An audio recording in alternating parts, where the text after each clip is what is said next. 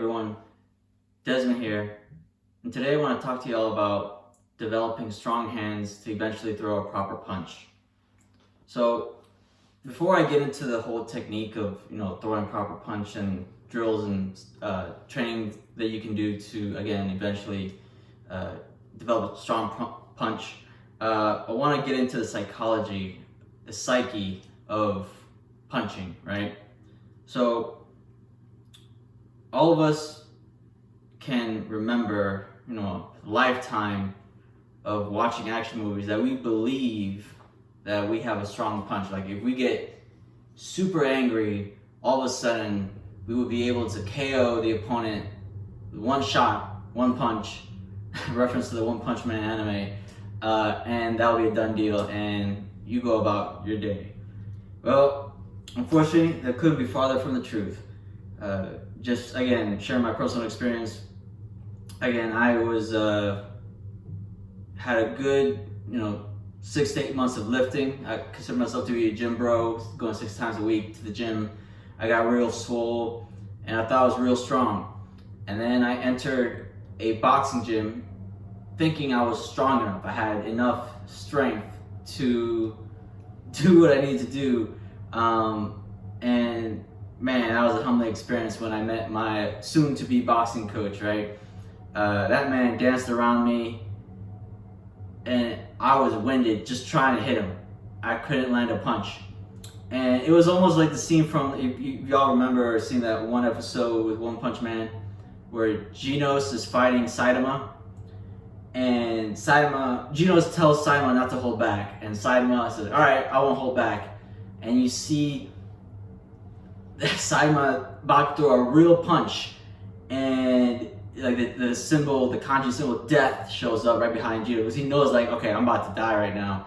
And Saitama pulls back, and his punch stops right before it hits him in the chin, and all that energy and pressure goes behind Genos and destroys a canyon.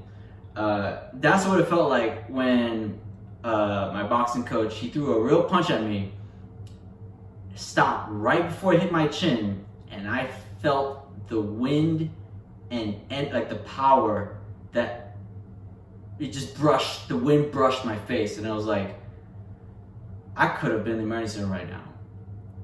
But that's how much control legitimate fighters have over their body. They know they're able to gauge distance in real time during a fight with all the adrenaline rushing of when their hit's gonna make contact on the opponent's skin. It's unbelievable when you think about it, the years of experience and training and mastery that one has when you devote yourself to learning how to properly kick, how to properly punch, so on and so forth. So again, that's a legitimate example of highlighting and illustrating that, if you think you know how to punch, yet you've never punched on a regular basis, whether it be, heavy bag or like in constant fights, I'm sorry, but you don't, brother.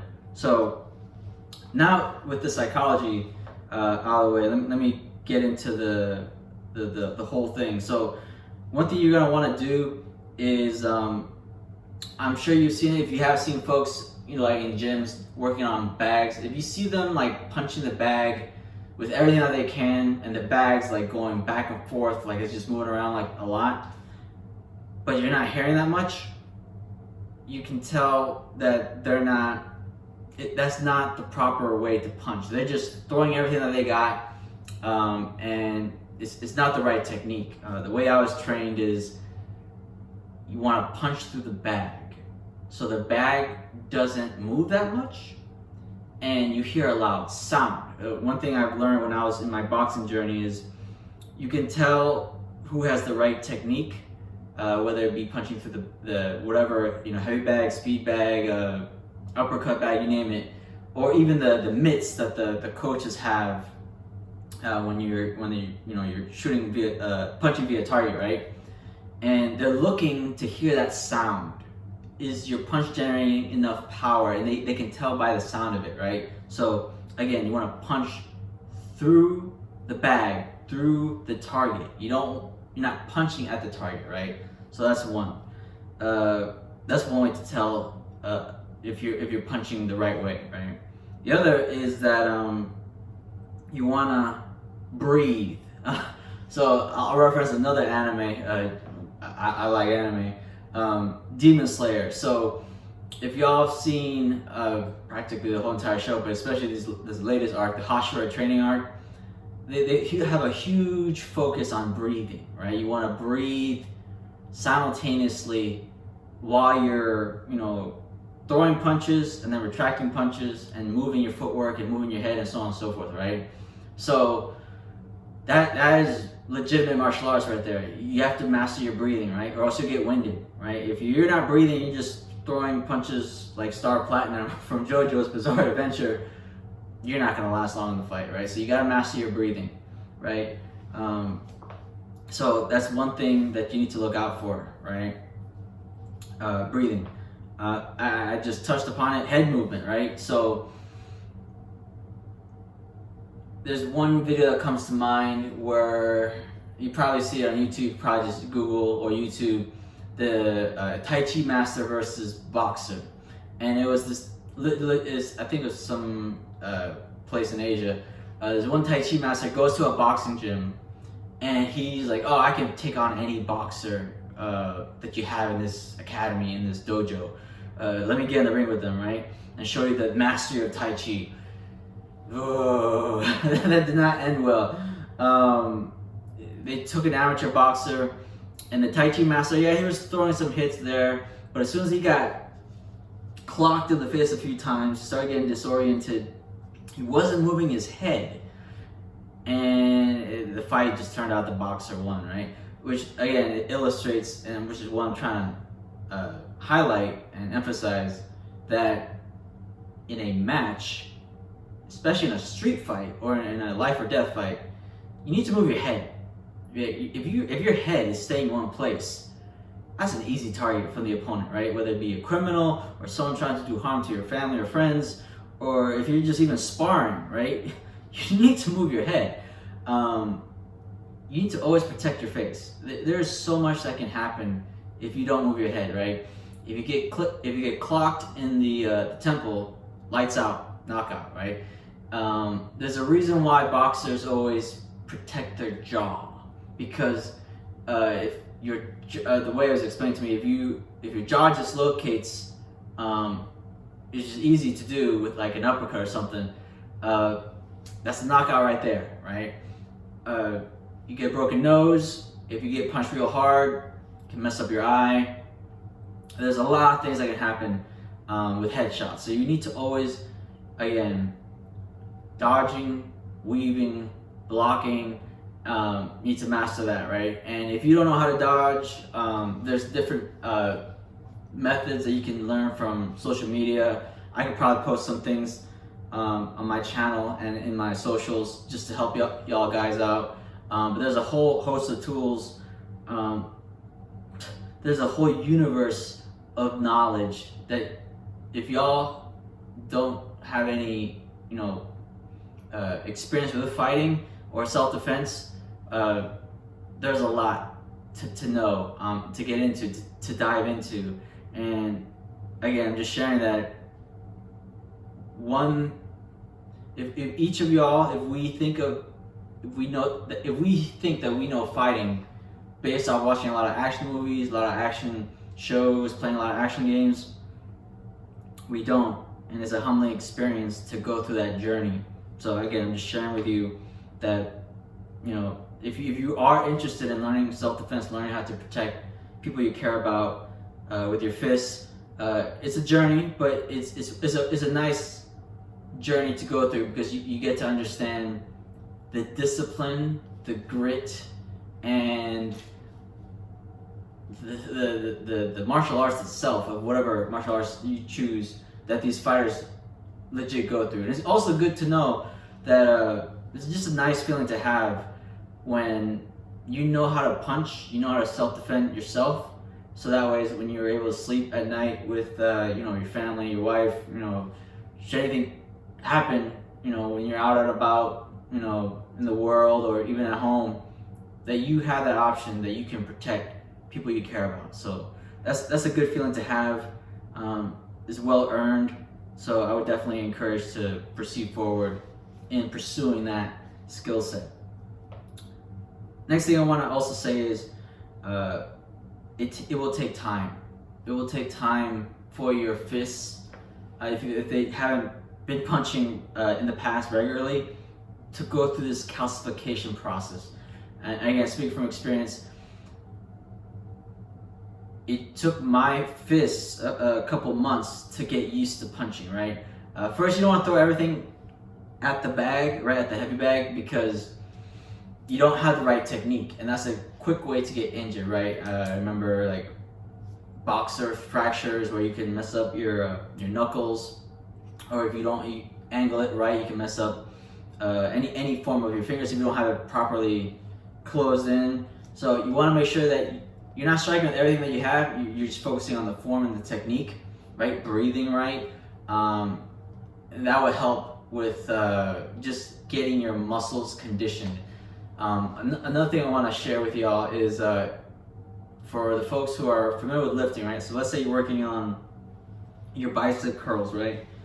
And then the day after you realize that, you can feel it, like your biceps are sore, right? Well, punching a heavy bag is a different type of sore. The best way I can describe this is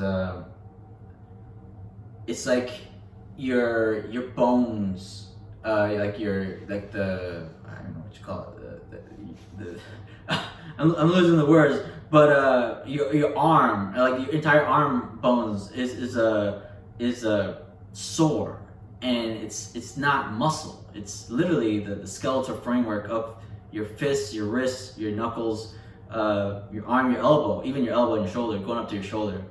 And it will take time for it to, you want to give it time to heal and recover and get stronger, right?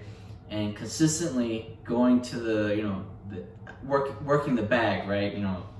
At first it'll be like one time a week, maybe 2, then 3, and you give it time to heal in between sessions, and you will definitely feel the difference in your fists. Like, you will see that your fists feel differently. They're stronger, they're harder, and I'm telling you, if you see a boxer's fists, they're not pretty, but man, they can do some serious damage. So that's one thing to keep in mind, is to just be aware that it will take time, and just be patient with the process, but it's worth it.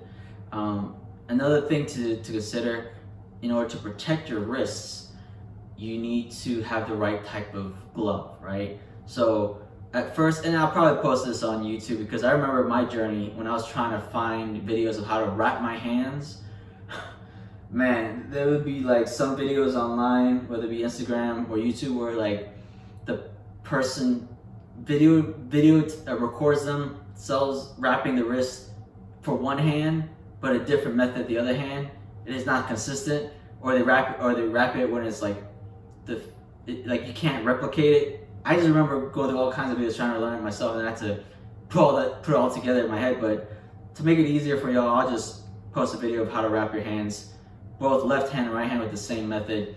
And the reason why you want to wrap your hands is, again, wrapping your hands protects all the little bones in your knuckles and in your wrists from getting damaged. So that is instrumental in getting strong fists, right? Is one, wrapping the wrists, a right methodology. There's different methods to wrap, but as long as you find a method that you feel comfortable with, that there goes your wrap wrist with the wrapping, right? And then you gotta figure out which boxing glove that you want to use, right? I'm not a sponsor affiliated with this brand. I'm just a satisfied user and customer of this boxing glove, but it's Hayabusa. In the beginning, I had the traditional glove, boxing glove that a lot of these cardio boxing generic commercial gyms use. That is not the one that you need to use. I'm just letting you know right now. Once you start getting good boxing technique, it just doesn't prevent. Like they say it prevents from injury, but really, if you want to learn to punch properly, you want to invest in some good boxing gloves. So, can't recommend Hayabusa enough. I'll probably again post it in link in the chat. Hayabusa boxing gloves is the brand that I'm satisfied with. That I can't recommend enough. So, and then I do want to also emphasize the use of, like I mentioned, head movement. Footwork is under thought or underestimated, right? If y'all have seen a lot of these street beef videos, right, where you see like these folks just fighting in rough parts of the area, you will start. I began to notice when I started doing boxing after like the first couple months. I started to notice a couple things my coach used to say, where like the moment when a fighter loses their foot position, their stance, which you never want to put your feet together, especially for us in a boxing match, because the moment you put your feet together, it's like best way I can describe this is if you ever try pushing someone when their feet is like in a horse stance, they're wide and they're position strong, you can't really push them, right? Versus if they're just standing with their feet together, very easy to push them. So in a fight, a lot of fighters are able to generate their kinetic energy from the floor up to their fists. It travels through their body, and they're able to move quickly, pivot quickly, alternate directions with that agility during the fight, right? But the moment that their feet get together, a trained fighter will see that and they will pounce that opportunity and KO. So that's one thing I noticed in the street beef fights, where I would see a trained boxer, and you could tell they're a legitimate boxer, versus an amateur boxer, just a regular street fighter. And the moment that street fighter put his feet together, game over, knockout, match won. So, want to make sure proper footwork is utilized, and there's a lot of methods, a lot of folks on YouTube that emphasize this. So definitely, when you're getting into developing strong fists, strong punches, you want to make sure there's so much to consider, right? Head movement, footwork, breathing. It really is a martial arts discipline that requires a lot of focus and effort. Not just thinking, if I have a strong punch, I can win the fight. No. If you have a strong punch, you still need to know how to dodge. You still need to know how to move. You still need to know how to, in case you throw the most perfect punch, right, at the opponent, and it misses, or it grazes them, or they block it, or they deflect it, you need to be able to retract and protect yourself, protect your ribs, or protect your nose or your jaw, right? So it really is chess in a hyper adrenaline environment, for sure. So take that into account. About to just leave y'all with the last few things to consider. I remember when I was learning boxing for the first time, I didn't put that much emphasis on shadow boxing, and now I understand the importance of shadow boxing. Shadow boxing is a mindset that you need to get into, because that's how boxers train, right? They have to get in the mindset like, hey, this is go time, right? I'm in the fight. I'm in a life or death situation. I need to protect whoever I need to protect, myself or people I care about, right? So shadow boxing is super critical. I would recommend for those who are self-conscious to find some private place, whether it be in some part of the gym or at home in front of a mirror, and just really practice envisioning you with an opponent, right? And that's a good time to practice your footwork, your pivots, your dodging, right? Your head movement, right? And just really, once you get into hey, I'm gonna shadow box today, practice those fundamentals, and it'll help you. You'll get better. At first, you'll be looking like, hey, what am I doing? I don't know, like, what I'm doing, right? everyone has that feeling, but if you really focus on what you're trying to do, what you're trying to master, it will make sense, and it will become second nature moving forward. So don't discount shadowboxing. Shadowboxing is critical. To give you another example, I remember seeing this one video where like this one girl was like saying, "Hey, if you're trying to pick me up, show me your skill. Can you protect me?" And the guy it was on the beach, somewhere. The guy's like, "Yeah, I can shadow box. I can protect you." He's like, "Okay, shadow box." And she gave him like those weights and like you hold in your fist, and he didn't know what he was doing.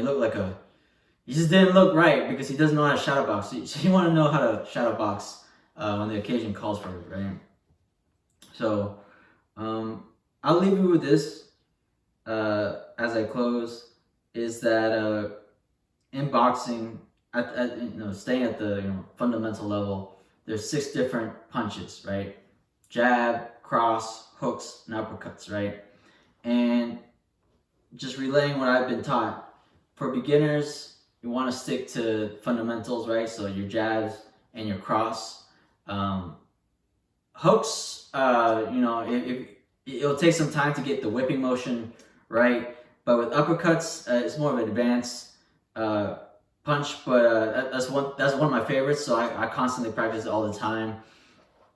So with those 6 punches, different styles of punches, practice all of them, and again, just whatever you find to your liking, practice it and get good at it.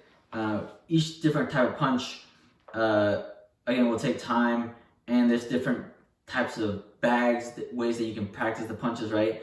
For uppercuts, I personally like using an uppercut bag because if you do an uppercut with a heavy bag, again, you have to treat it like a body shot, versus with an uppercut bag, you can actually go underneath, and it feels like you're actually, like, if you envision it, you're uppercutting someone, the full uppercut range of motion, right? So you feel like you're uppercutting someone taller than you, right? So there's heavy bags, uppercut bags, and speed bags. I like speed bags. I don't think I've seen that much videos with folks using speed bags, but speed bags help you with finding a good rhythm. Helps you with your breathing, gives you stamina on your shoulders, and also conditions your fists in against strengthening that again your fists to take blows with the just impact in general. So